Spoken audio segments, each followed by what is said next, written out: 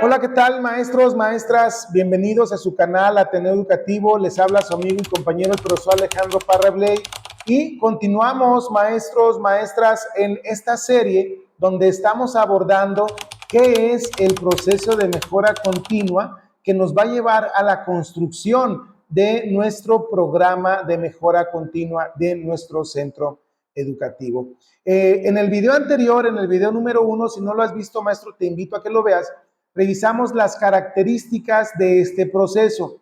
En este video vamos a revisar las fases en las que consiste este proceso. Y estas fases nos van a llevar a la construcción de nuestro programa de mejora continua.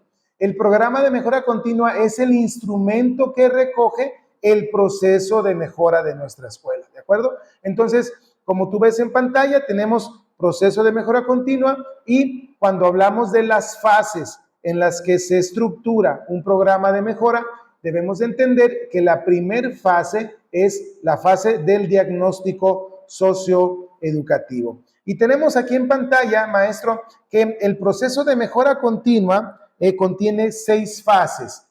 Comienza con un análisis crítico de las condiciones de la escuela, identificando situaciones, problemas o necesidades que requieren cambios. A partir de esto, se toma una decisión sobre las acciones a implementar para lograr la transformación deseada.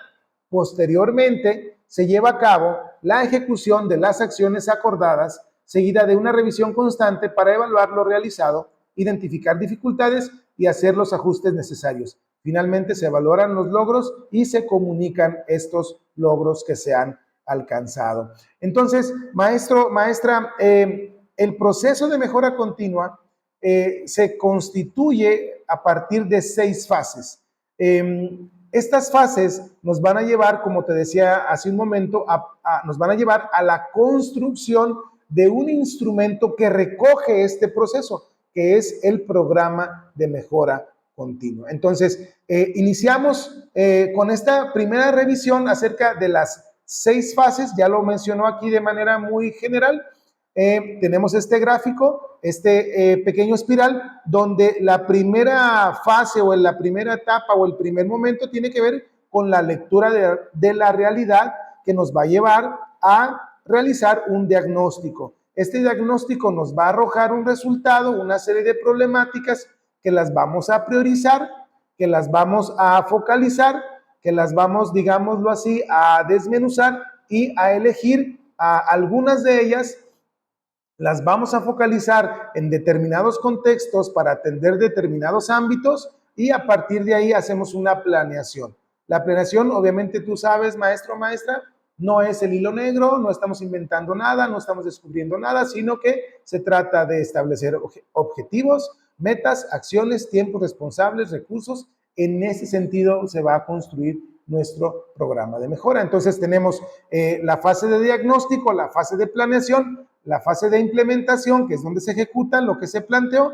Finalmente hay que hacer un seguimiento y una evaluación de lo planteado, de lo implementado y finalmente vamos a llegar a un momento donde vamos a tener la necesidad de comunicar los avances y los logros en este proceso. Entonces, maestro, maestra, lo que tú estás observando en nuestra pantalla, en tu pantalla, es las fases en las que se constituye, en las que se integra el proceso de mejora continua.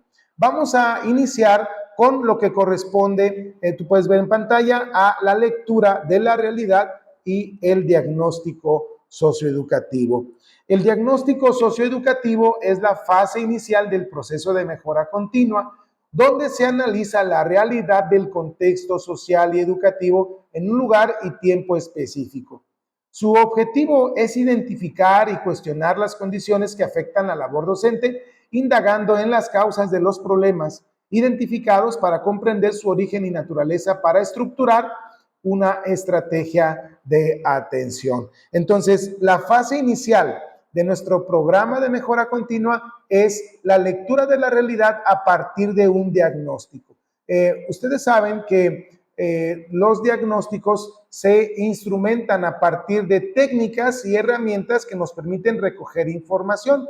Entonces, pero es muy importante entender la relación de lo que vamos a planear con el resultado del diagnóstico. No podemos nosotros planear a priori si no tenemos una base científica que nos permita entender la realidad en la que está situada nuestra escuela. Miren, en la siguiente pantalla tenemos esta pregunta. ¿Cómo hacer un diagnóstico socioeducativo? Bueno, para realizar un diagnóstico socioeducativo se emplean diversas técnicas e instrumentos, lo que decíamos hace un momento, que nos permiten recolectar y analizar la información sobre el contexto social y educativo. Entonces, cuando hablamos de un diagnóstico, no es lo que se me ocurre, no es lo que yo me imagino, no es lo que yo pienso, sino es a partir de un ejercicio metodológico de investigación. En este caso vamos a instrumentar un diagnóstico, vamos a conocer esta realidad. Ahora, ¿a partir de qué puedo yo o qué herramientas puedo utilizar? Bueno, puedo hacer un ejercicio de observación directa, puedo hacer una serie de entrevistas y de encuestas a la comunidad, a los alumnos, a los padres de familia, a los vecinos. Puedo hacer un análisis de documentos que me aportan información relativa al entorno, al contexto de mi escuela. Entonces, tengo bastantes herramientas a mi alcance para poder ejecutar un diagnóstico de una manera puntual.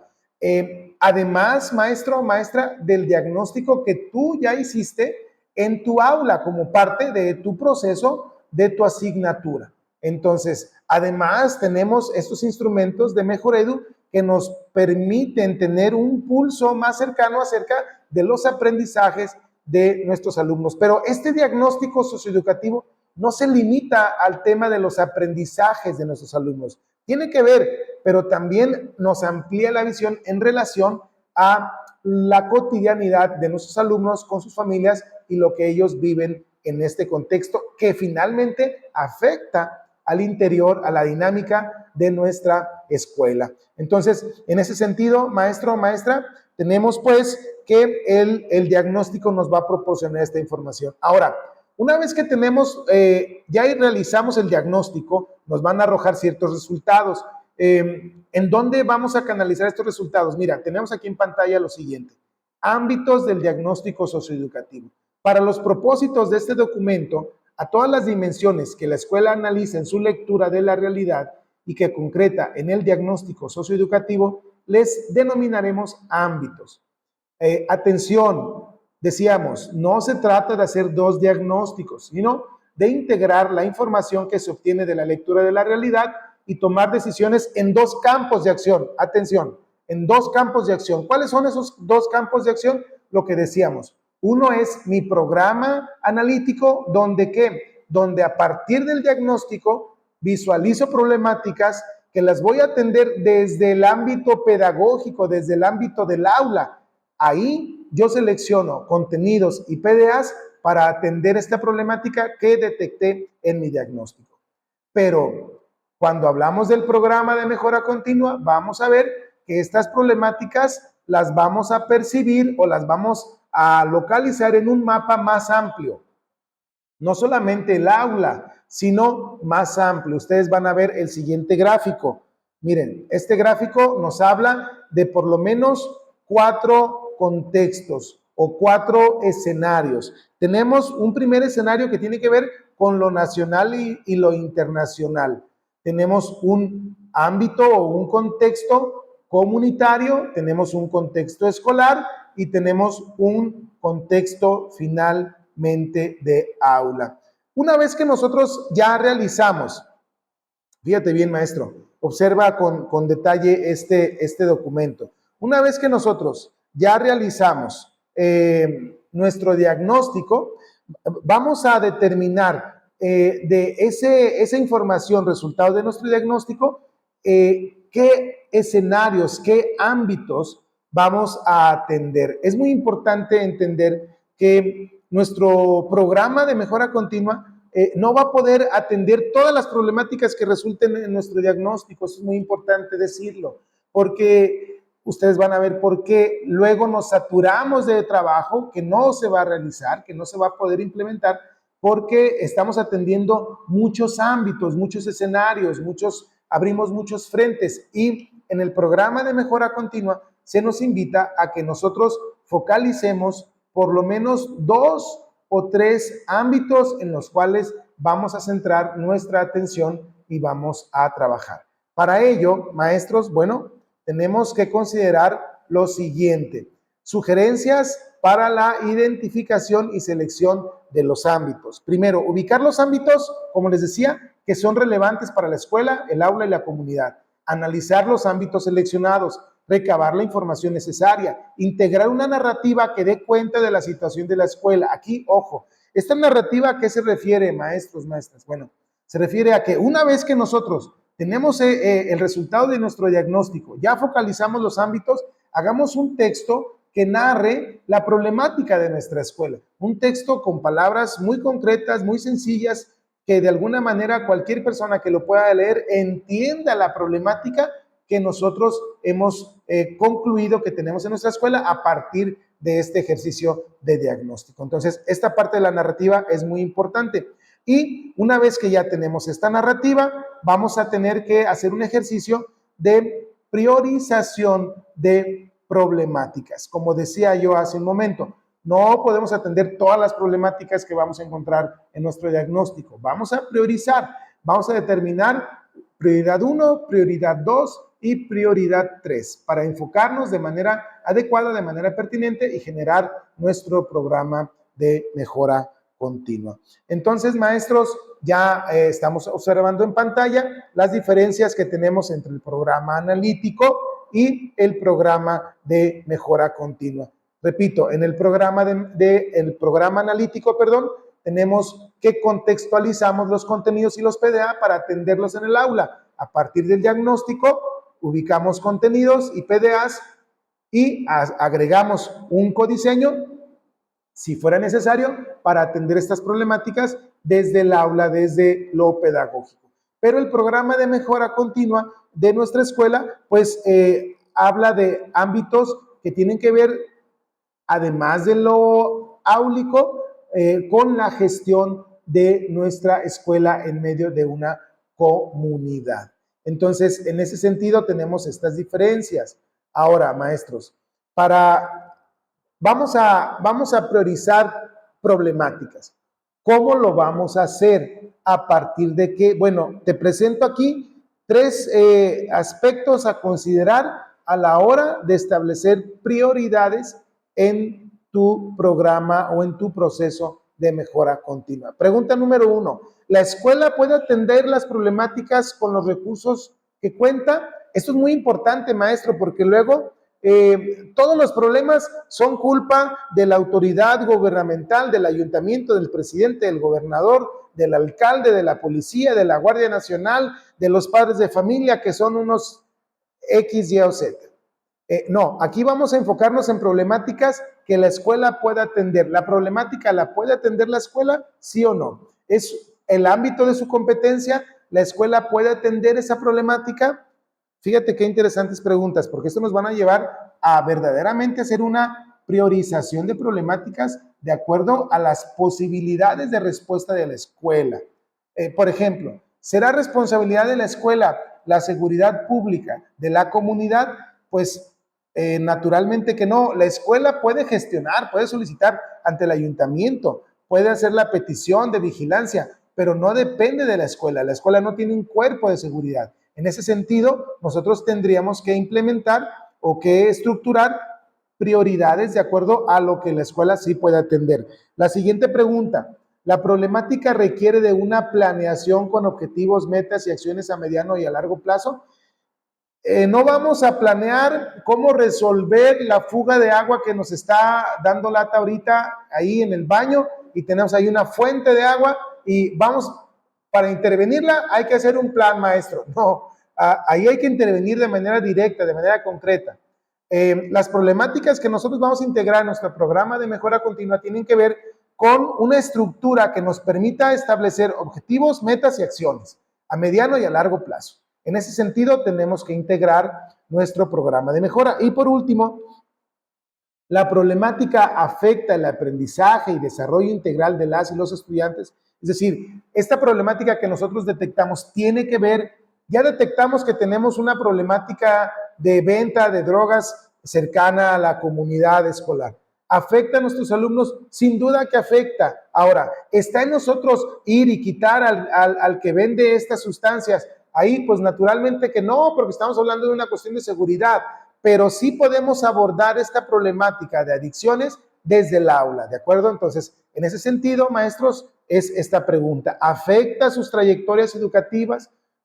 ¿Podría incrementar el abandono escolar? Bueno, sin duda que estas preguntas, maestro, maestra, nos van a ayudar a estructurar nuestra priorización de problemáticas.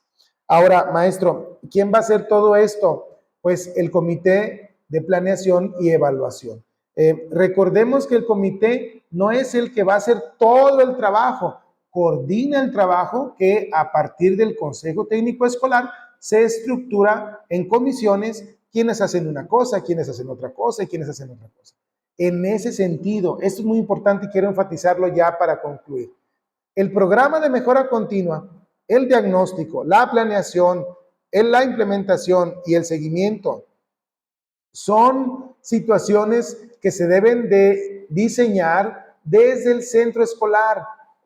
A mí me sorprende mucho que vendan a estas alturas, que vendan programas analíticos. En internet te puedes encontrar venta de programas analíticos y luego caemos en una situación muy extraña, y disculpen ustedes, pero lo tengo que decir. Hay escuelas que los directivos les piden un programa analítico a cada maestro, como si el maestro pudiera hacer una estructura de un programa analítico sin considerar el contexto y a sus demás compañeros.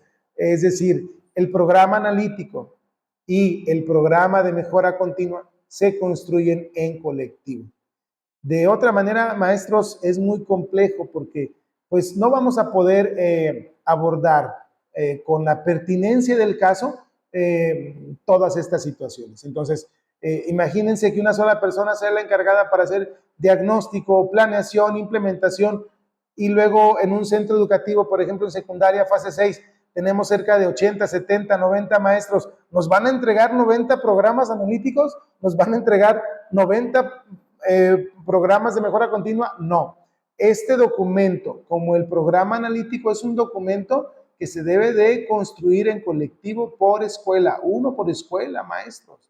Entonces, en ese sentido, no sé cómo se esté dando en otros centros educativos, pero aquí en mi escuela hemos estado trabajando de esta manera y nos ha funcionado muy bien porque trabajamos en un ambiente de colaboración y de participación. ¿Ha sido fácil? No, no ha sido fácil, pero hemos ido poco a poco. Recuerda que el proceso de mejora dijimos que es gradual, paulatino, progresivo, no es de la noche a la mañana. Un cambio lleva a otro y lleva a otro de manera progresiva, de manera cotidiana, de manera continua.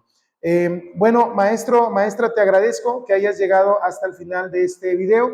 En este video hablamos de las 6 fases que componen al programa o al proceso de mejora continua, pero hicimos énfasis en el diagnóstico socioeducativo. Si quieres profundizar acerca de las técnicas e instrumentos para elaborar el diagnóstico, en nuestro canal tenemos un video específico para hablar de técnicas e instrumentos, tanto para evaluación formativa o para evaluación diagnóstica. Entonces, en ese sentido, maestro, te invito a que te eches un clavadito en nuestro canal y si no estás suscrito, maestro o maestra, échanos la manita, suscríbete, comparte y dale like. Yo soy tu amigo y compañero, el profesor Alejandro Parra Bley, y nos vemos en el siguiente video. En el siguiente video vamos a hablar de la planeación.